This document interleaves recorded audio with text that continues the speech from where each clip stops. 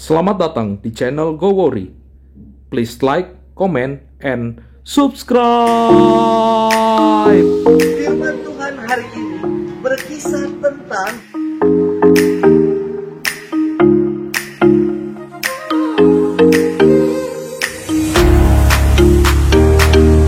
Tuhan memberkati kita sekalian dalam nama Bapa dan Putra dan Roh Kudus. Amin.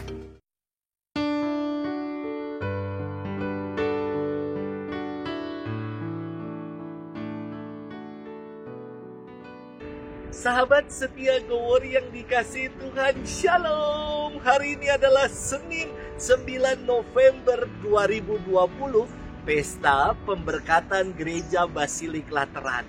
Basilik Agung ini didirikan oleh Kaisar Konstantinus Agung, putra Santa Helena pada tahun 324. Dalam sejarah gereja, Basilik Lateran merupakan Basilik Agung yang pertama yang melambangkan kemerdekaan beragama sejak dikeluarkannya Edik Milano pada tahun 303 oleh Kaisar Konstantinus.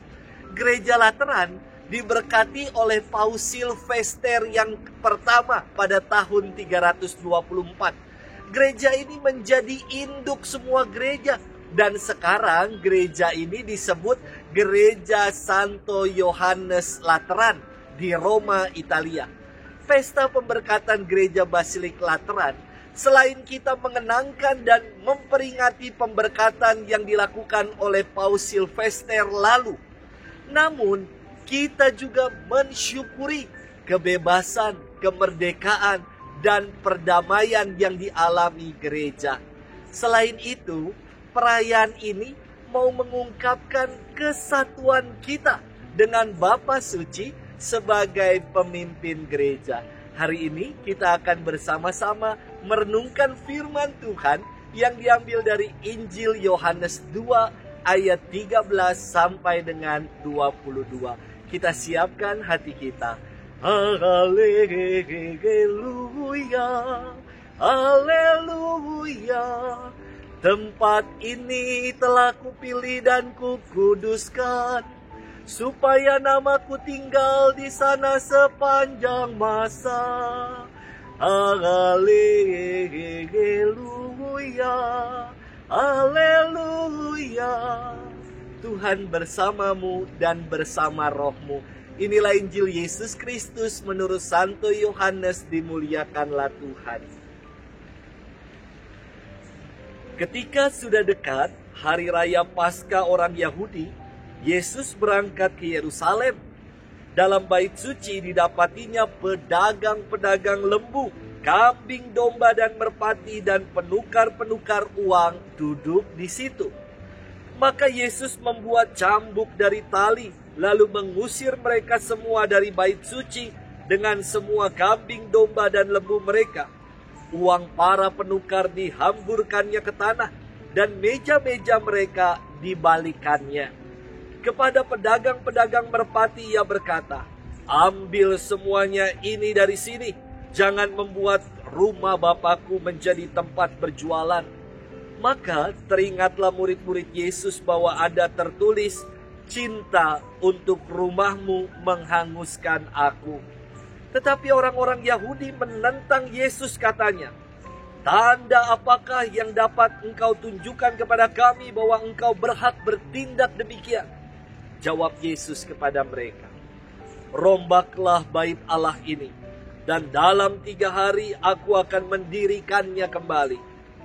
Lalu kata orang Yahudi kepadanya, 46 tahun orang mendirikan bait Allah ini, dan engkau dapat membangunnya dalam 3 hari? Tetapi yang dimaksudkan Yesus dengan bait Allah ialah tubuhnya sendiri. Sesudah Yesus bangkit dari antara orang mati, barulah teringat oleh murid-muridnya bahwa hal itu telah dikatakannya.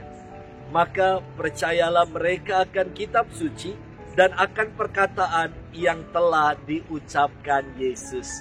Demikianlah Injil Tuhan, terpujilah Kristus. Sahabat setia Go Worry yang dikasihi Tuhan, Shalom. Suatu kali dalam pelayanan kanonik, yakni fase akhir untuk mempersiapkan pasangan-pasangan membangun bahtera rumah tangga, ada yang mengatakan demikian kepada saya, "Romo, biayanya berapa?" Saya tanya, "Biaya apa?" Pasangan itu menjawab, "Biaya kanoniknya, Romo." Walah, kamu kira ini kantor kelurahan? Nggak ada biayanya atuh. Di sini free, saya katakan. "Oh," jawab mereka, "karena di gereja saya ada biayanya, Romo." Aduh, kita tidak usah menghakimi, namun terkadang karya pelayanan suka dikomersilkan. Ini sesuatu yang sungguh menyedihkan. Sahabat setia Gowor yang dikasihi Tuhan, firman hari ini mengisahkan Yesus mengusir para pedagang dan penukar uang di bait Allah. Ia berkata, "Jangan membuat rumah Bapakku menjadi tempat berjualan." Maknanya jelas sekali, yakni bait Allah yang seharusnya menjadi tempat pengudusan, perjumpaan, dan penyembahan umat Allah malah menjadi pasar, tempat orang berjualan dan mencari keuntungan. Kadangkala dalam gereja kita juga menjumpai ada oknum yang malah mencari keuntungan pribadi dari gereja. Pelayanan dikomersilkan, bikin proyek-proyek pribadi di gereja, bermental tangan di bawah, yang selalu bertanya, "Apa yang gereja berikan untukku?" Sahabat setia Gowor yang dikasihi Tuhan, Yesus mengidentikan dirinya dengan bait Allah. Ia bersabda, "Rombaklah bait Allah ini, dan dalam 3 hari aku akan mendirikannya kembali." Hidup kita adalah bait Allah yang mau kita persembahkan untuk Allah. Mari kita kuduskan hidup kita dengan bertanya, apa yang sudah kuberikan untuk Allah dan untuk gerejanya. Tuhan memberkati kita sekalian dalam nama Bapa dan Putra dan Roh Kudus. Amin.